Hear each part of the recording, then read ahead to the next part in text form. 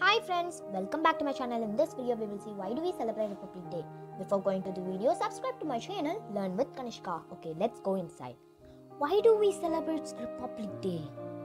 Republic Day has been celebrated every year in India on January 26, 1950.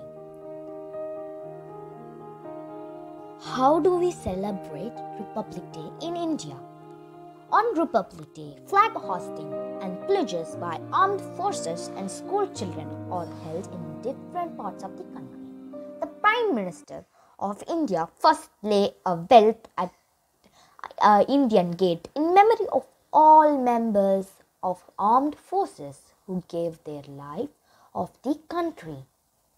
So that we celebrate Republic Day in India.